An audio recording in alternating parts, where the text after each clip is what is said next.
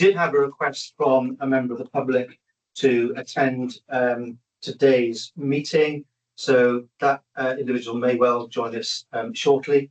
However, we have received apologies this morning from Rachel Rowlands, Geraint Hopkins, Carolyn Donoghue, Dilys Juvenant, Lisa Curtis-Jones and Sally Holt. Item 2 on the agenda is the presentation of our annual report and accounts 2024-25, and I'll now ask Gareth to formally present the CTM annual report and accounts. Thank you. Thanks, Chair. Good morning, everybody. So at our annual general meeting, as John's just mentioned, we talk about the annual report and accounts for 24-25. And just to remind colleagues and everyone watching that the annual report and accounts that we produce are in line with guidance which is issued by His Majesty's Treasury and by the Welsh Government. So there is a standardised framework within which that document is produced. And that means that all health boards and most of the central government sector produce accounts and annual reports on a consistent basis. So we've obviously followed that format, and that means the annual report and accounts document, which is a very large document. There are links included in the agenda, is comprised of 3 distinct sections: performance report, an accountability report, and the financial statements themselves. And I know on the next item, Chair, Sally's going to give a bit more detail around the financial statements and the year-end financial position. So in terms of the performance report within the year, obviously we are thankful to colleagues right across the organisation who helped to contribute to that important part of the document and our accountability to our population, and by extension to the government and to the Senate itself as well. And within that section, we do record a lot of the work that's been going on during the year, and there's some notable achievements during 24-25, including our de-escalation for child and adolescent mental health from level 4 down to level 1, the de-escalation of our quality governance as well down to that level 1, are really encouraging trends for the health board.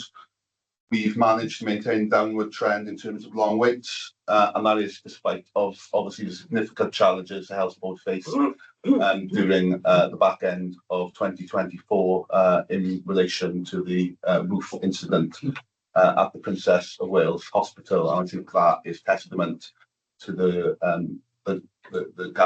way that the whole organisation galvanised in order to address those real challenges and ensure that there was no detriment of care to our population and to our patients right across the CTM area.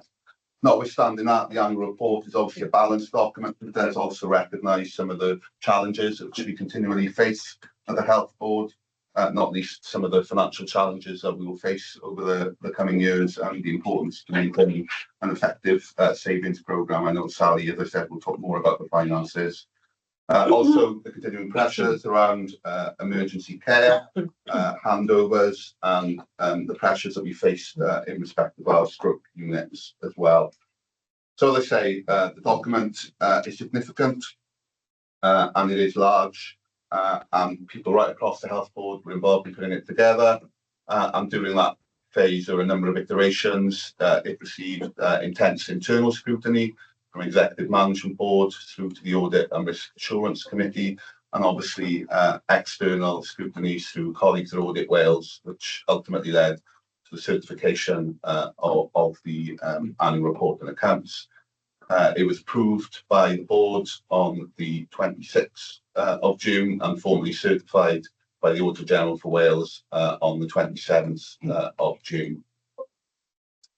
Following that, it's been laid at the Senedd, so it's become a formal public document on the Senedd website since it was laid back end of June. And obviously, it's important that this document is accessible to as many people as possible. So following that, the document will be available on our website for people to access. Ac mae version Cymraeg ar gael ar y wefan hefyd. A Welsh language version of the document will also be available for people to view should they so wish. So I haven't got any more to say at this point, John, but I know that Charlie's going to talk a bit more about the finances. Yeah. Thanks, Gareth, and thanks for the formal presentation of what has already been approved by the board. I think it does allow us an opportunity as a health board to set out, with clarity and ambition and some excitement actually as to what we've managed to achieve in the past 12 months and where that sends us for the next 12 months and what we are able to say to our population about the achievement of their local NHS, because despite all of the challenges that our healthcare system faces, and there are many, and we deal with them on a hourly basis, I say daily, I say hourly basis, I think we should also celebrate what our staff do, what our leaders around this table achieve on behalf of the people of Cwmtart Morgannwg, and I think there's a lot here to articulate and to celebrate in what has been achieved, and no doubt what will be achieved over the next 12 months. So thank you very much. Item 3, I'll just move on to the end of year financial position, and Sally, if I can ask you to present the position. Thank you. Rochelle, good morning. Yes, I'll take you through a quick overview of the finance position, and I do promise it'll be quick. So in terms of our set of accounts that were laid, as Gareth said, that includes the NHS Wales Joint Commissioning Committee as a hosted function. But this presentation relates to the health board position only. Next slide, Emma. So we have 4 key targets, and we achieved 3 out of 4 of those targets. In terms of break even against the revenue resource limit, we did break even in year, but we did not break even back in 22-23, and that affects our achievement of the target. Hopefully, if we are to deliver our position this year, that will then revert us to meeting all targets. So in terms of the statutory duties, next slide, Emma, we've got a statutory duty to have an improved integrated medium-term plan, and that was approved by Welsh Government on the 9th of August 2024 and formed the basis of our planning and our delivery for the year. Then if we look at our revenue expenditure, we're not allowed to exceed the aggregate of the funding allotted over the period of 3 years. This is the target we did not meet. But as you can see in both 23-24 and 24-25, we achieved a small surplus in each of those years, but there was a deficit of 24.481 million in the previous 22-23 financial year. Just to give you a quick sense of how our overall revenue expenditure has moved, you can see here that we've moved from 1.39 billion in 23-24 to 1.64 billion in 24-25. You can see there's a shift in terms of expenditure across a number of categories. Largest shift is in hospital and community, and that really reflects that a lot of the change has been around pay award funding, rather than any sort of conscious desire to invest in that area. More specifically, it's about how cost moves when you've got significant pay awards. In terms of our reported surplus, that is less than 0.006%. So it is a very marginal surplus given the overall size of our expenditure. So if we just drop down again, Emma. Capital expenditure, again, we're not allowed to exceed the aggregate of the funding over the 3-year period. That target has been achieved.